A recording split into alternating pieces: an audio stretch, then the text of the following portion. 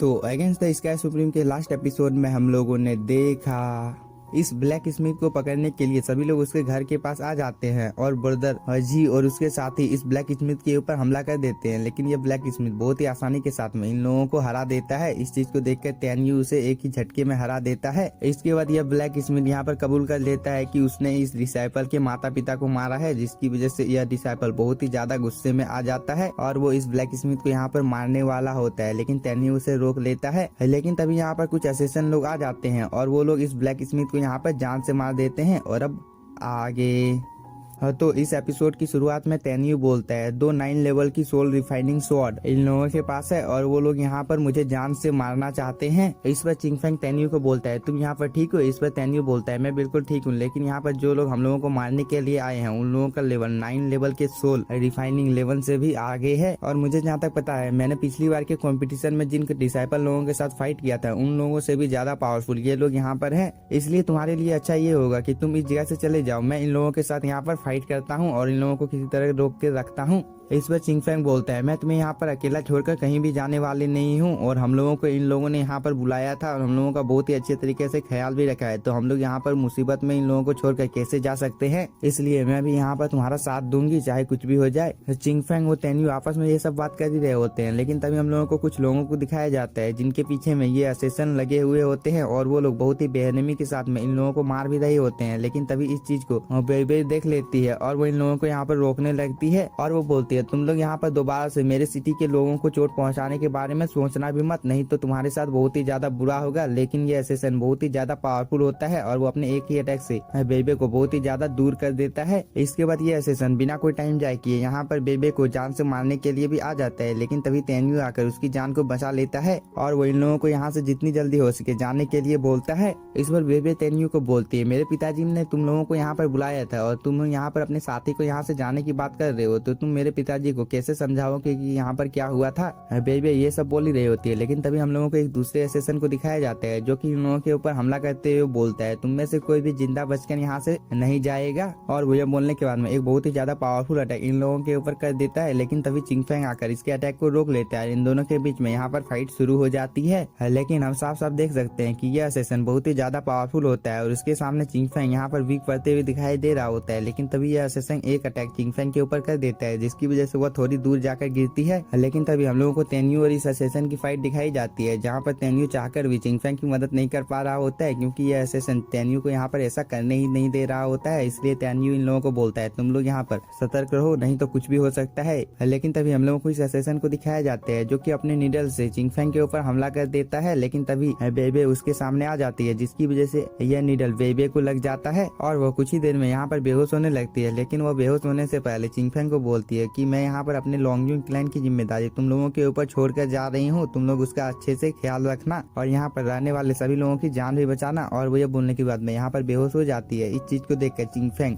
तैन्यू को बोलती है क्या तुम्हारे पास इसे ठीक करने का कोई रास्ता है? इस पर तैन्यू बोलता है तुम यहाँ पर इसे एक सुरक्षित जगह में ले जाओ, तब तक मैं इन लोगों से यहाँ पर निपटता हूँ और मैं जब इन लोगों को जान से मार डालूंगा तब मैं तुम लोगों के पास चला जाऊंगा। इस पर चिंगफेंग बेबे को लेकर यहाँ से जाने लगती है, लेकिन वो जाने से पहले तैन्यू को बोलती है तुम इस जगह पर सावधान रहना क्योंकि ये लोग बहुत ही ज्यादा पावरफुल हैं। चिंगफेंग के यहाँ से चले जाने के बाद हम लोगों को इन दोनों असेसन लोगों को दिखाए जाते हैं जो कि यहाँ पर तैन्यू को बोल रहा होता है मैं भी देखना चाहता हूँ कि तुम हम लोगों को कैसे मारते हो। इस पर तैन्यू बोलता है तो फिर तुम लोग यहाँ पर देखो, और वो ये बोलने के बाद में यहाँ पर एक शॉर्ट फॉर्मेशन को बना देता है और तैन्यू इन दोनों असेसन लोगों को बोलता है मैं जानता हूँ कि हुआंगफू सोंगजोंग का जरूरी इस चीज से यहाँ पर कोई लेना देना होगा, इसलिए तुम लोग यहाँ पर आए हो मुझे मारने के लिए ताकि यहाँ पर जो लोग मरे हैं इन लोगों के बारे में किसी दूसरे को पता न चल जाए। इस पर इन दोनों असेसन लोगों को बहुत ही ज्यादा गुस्सा आ जाता है और वो लोग तैन्यू के ऊपर हमला करने के लिए जाने लगते हैं, लेकिन तभी तैन्यू इन लोगों के ऊपर हमला कर देता है और इन लोगों को अपने कंट्रोल में करने की कोशिश करता है। इस चीज को देखकर ये दोनों असेसन यहाँ पर हंसने लगते हैं और तैन्यू को बोलते हैं तुम्हारी इन गंदी चालों का मेरे ऊपर कोई भी असर नहीं होने वाला है। और ये दोनों असेसन यह बोलने के बाद में तैन्यू के ऊपर हमला करने के लिए जाने लगते हैं। इस चीज को देखकर तैन्यू भी यहाँ पर फाइट के लिए बिल्कुल तैयार हो जाता है और वो हवा में फला करने लगता है। इस चीज को देखकर ये असेसन बोलता है यहाँ पर तैन्यू का ये फॉर्मेशन बहुत ही ज्यादा अजीब है, लेकिन तभी हम लोगों को तैन्यू को दिखाया जाता है जो कि इन दोनों असेसन लोगों को बोलता है अब मैं तुम लोगों को यहाँ पर अपने कंट्रोल में नहीं कर सकता हूँ, जिसकी वजह से मुझे पता नहीं चलेगा कि तुम लोगों को यहाँ पर किसने भेजा है। इसलिए मैं अब तुम लोगों को यहाँ पर मार डालूंगा। और वो ये बोलने के बाद में अपनी एनर्जी को यहाँ पर एक्टिवेट करने लगता है, जिसकी वजह से यहाँ पर एक पानी का भंवर बन जाता है और इस चीज में ये दोनों असेसन फंस जाते हैं। लेकिन तभी हम लोगों को इस असेसन को दिखाया जाता है जो कि बोलता है मैं तुम्हारे से नहीं डरता हूँ। और वो ये बोलने के बाद में इन टेंटिकल को यहाँ पर डिस्ट्रॉय कर देता है। इसके बाद ये दोनों असेसन अपनी जान को बचाकर यहाँ से भागने की कोशिश करते हैं, लेकिन इस फॉर्मेशन से बहुत सारे स्लाइस अटैक जाकर इन लोगों को लगते हैं, जिनकी वजह से इन लोगों का काम यहीं पर तमाम हो जाता है। इसके बाद हम लोगों को कुछ देर बाद का टाइम दिखाया जाता है जहाँ पर तेनयू बेबे के पास आ गया होता है। इस चीज को देखकर चिंगफेंग बोलती है क्या वो दोनों किलर मारे गए? इस पर तेनयू बोलता है वो दोनों मारे गए हैं। इस पर चिंगफेंग बोलती है तो तुम जल्दी यहाँ पर बेबे को ठीक करो। इस पर तेनयू बोलता है सोल ईटिंग पॉइजन ने सीधे बेबे के स्पिरिचुअल फूल के ऊपर हमला किया है, जिसकी वजह से बेबे की सोल धीरे धीरे नष्ट हो रही है। इसलिए हम लोगों को जल्दी से कुछ करना होगा। और वो ये बोलने के बाद में अपनी पावर को एक्टिवेट कर लेता है और बेबे को यहाँ पर ठीक करने की कोशिश करने लगता है। इसके बाद हम लोगों को कुछ देर बाद का टाइम दिखाया जाता है जहाँ पर तेनयू बोलता है अगर यहाँ पर बेबे की 3 सोल और 7 सोल एक बार डिस्ट्रॉय हो गई तो हम लोग चाहकर भी बेबे की जान यहाँ पर नहीं बचा सकते हैं। इस पर चिंगफेंग बहुत ही ज्यादा चिंतित हो जाता है और वो बोलता है तो मैं यहाँ पर क्या करूंगी? इस पर तेनयू बोलता है तुम्हें चिंता करने की कोई भी जरूरत नहीं है, मैं यहाँ पर बेबे की स्पिरिचुअल पूल को पानी के साथ बदल दूंगा और जिसकी वजह से यहाँ पर बेबे की जान बच जाएगी। इस बात को सुनने के बाद चिंगफेंग बोलता है लेकिन रियल वर्ल्ड का वाटर बेबे की बॉडी के स्पिरिचुअल पूल को कैसे रिप्लेस करेगा? इस पर तेनयू बोलता है मैं यहाँ पर जो कुछ भी कर रहा हूँ तुम उन सब चीजों को बहुत ही ध्यान से देखो। और वो बोलने के बाद में यहाँ पर एक स्वॉर्ड को अपेयर कर लेता है जो कि बेबे के पास जाकर रुक जाती है और उसकी बॉडी के अंदर से यहाँ पर कुछ स्पिरिचुअल बॉल अपेयर हो जाते हैं जो कि एक फॉर्मेशन के रूप में यहाँ पर काम कर रहे होते हैं। इस चीज को देखकर यहाँ पर तेनयू चिंगफेंग को बताने लगता है कि यहाँ पर बेबे की बॉडी जितनी जल्दी साफ होगी बेबे उतनी ही जल्दी यहाँ पर ठीक हो जाएगी। लेकिन इस प्रोसेस में अभी थोड़ा सा टाइम लगने वाला है क्योंकि बेबे की बॉडी के अंदर में बहुत ही अमाउंट में पॉइजन फैल गया है। लेकिन हम लोगों को चिंता करने की कोई भी जरूरत नहीं है, इस चीज की वजह से बेबे यहाँ पर बच जाएगी।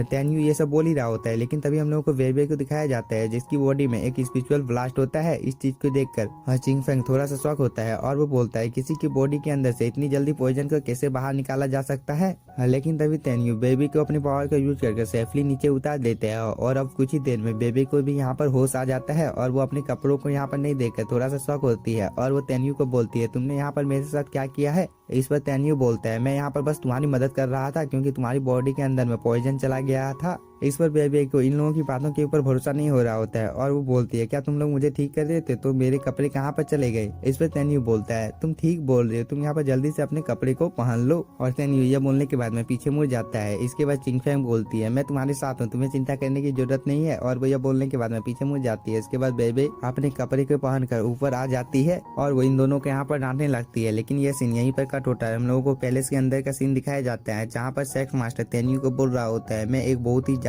बुरा सेक्स मास्टर हूँ क्योंकि मेरे क्लैन के ऊपर में जब किसी ने हमला किया था तब मैं इस जगह पर नहीं था और इस चीज के बारे में मुझे अब पता चला है और सच में मैं इस क्लैन के लीडर बनने के लायक नहीं हूँ। इस पर तेनयू बोलता है आपको यहाँ पर उदास होने की कोई भी जरूरत नहीं है क्योंकि आपको इस चीज के बारे में पता नहीं था, नहीं तो आप इन लोगों की मदद करने के लिए यहाँ पर जरूर आते। इस पर सेक्स मास्टर यहाँ पर तेनयू को बोलता है तुमने यहाँ पर मेरी सिटी की जान बचाकर हम लोगों के ऊपर एक बहुत ही बड़ा एहसान किया है और इसका एहसान हम लोग अपनी पूरी जिंदगी में भी नहीं चुका सकते हैं, लेकिन हम लोग हमेशा के लिए तुम्हें अपने दिल में याद रखेंगे। ये दोनों आपस में ये सब बातें कर ही रहे होते हैं लेकिन तभी बेबी अपने पिताजी को बोलती है मैंने इन लोगों की बहुत ही ज्यादा मदद की है, अगर आपको मेरी बातों के ऊपर विश्वास नहीं है तो आप चिंगफेंग को पूछ सकते हैं। इस पर सेक्स मास्टर यहाँ पर बेबी को चुप करा देता है। लेकिन तभी तेनयू बोलता है बेबी ने यहाँ पर जो कुछ भी बोला है वो सब कुछ यहाँ पर बिल्कुल सच है क्योंकि उसने हम लोगों की बहुत ही ज्यादा मदद की है और वो इतनी ज्यादा कम उम्र में बहुत ही ज्यादा पावरफुल है और फ्यूचर में इसकी पावर और भी ज्यादा बढ़ेगी। इस बात को सुनने के बाद सेक्स मास्टर बहुत ही ज्यादा खुश हो जाता है और वो यहाँ पर एक ड्रैगन स्टोन निकाल के तेनयू को दे देता है। लेकिन तेनयू इसे स्वीकार करने से मना कर देता है और वो बोलता है इस ड्रैगन स्टोन को तुम अपने पास ही रखो क्योंकि तुम्हें अपने सिटी के आसपास में जो फॉर्मेशन बनाते हो उस फॉर्मेशन को बनाने में तुम्हें बहुत ही ज्यादा मदद मिलेगी। इस पर सेक्स मास्टर यहाँ पर तेनयू का शुक्रिया अदा करता है। इसके बाद तेनयू भी यहाँ से जाने का बात सेक्स मास्टर को बता देता है। इस पर सेक्स मास्टर भी उन लोगों को जाने की इजाजत दे देता है। इसके बाद हम लोगों को मार्केट का सीन दिखाया जाता है जहाँ पर तेनयू और उसके साथी लोग जा रहे होते हैं। लेकिन तभी बेबे तेनयू के सामने आ जाती है और वो बोलती है मैं हुआंगफू क्लैन में शामिल होने के लिए तैयार हूँ। इस पर तेनयू बोलता है तुम यहाँ पर कड़ी मेहनत करो जिसकी वजह से तुम्हारी कल्टीवेशन बहुत ही ज्यादा बढ़ जाएगी और हम लोगों को उम्मीद है कि तुम फ्यूचर में हम लोगों से हुआंगफू सेक्ट में मिलोगे। इस पर बेबे भी मान जाती है और वो चिंगफेंग को बोलती है, मुझे उम्मीद है कि हम लोग भी फ्यूचर में इंपीरियल पैलेस में मिलेंगे और मैं तुमसे यहाँ पर वादा करती हूँ कि मैं तुम्हें वहाँ पर सबक जरूर सिखाऊंगी। इस पर चिंगफेंग यहाँ पर मुस्कुराने लगता है। इसके बाद वो तेन्यू को बोलता है, जल्दी से हम लोगों को यहाँ से जाना होगा क्योंकि सेक्ट मास्टर ने हम लोगों को और भी काम सौंपा है। इस पर तेन्यू यहाँ पर सेक्ट मास्टर को अलविदा बोलकर इस जगह से चला जाता है, लेकिन वो जाने से पहले इस बैच को बेबे को देकर जाता है। इसके बाद सेक्ट मास्टर बेबे को बोलता है, तुम यहाँ पर चिंगफेंग का पीछा करना छोड़ दो। इस पर बेबे बोलती है, मैं आपको इस चीज के बारे में नहीं बता सकती हूँ, और वो ये बोलने के बाद मैं यहाँ से चली जाती है। इसके बाद हम लोगों को तेन्यू और चिंगफेंग को दिखाया जाते हैं जो कि मास्टर तेनताई के पास पहुंच गए होते हैं और तेन्यू मास्टर तेनताई को बोल रहा होता है, बाहरी क्लैनों से हम लोगों के क्लैन को बहुत ही ज्यादा खतरा होने वाला है। इस पर मास्टर तेनताई बोलता है, तुम्हें इन सब चीजों की चिंता करने की कोई भी जरूरत नहीं है, फिलहाल के लिए तुम्हें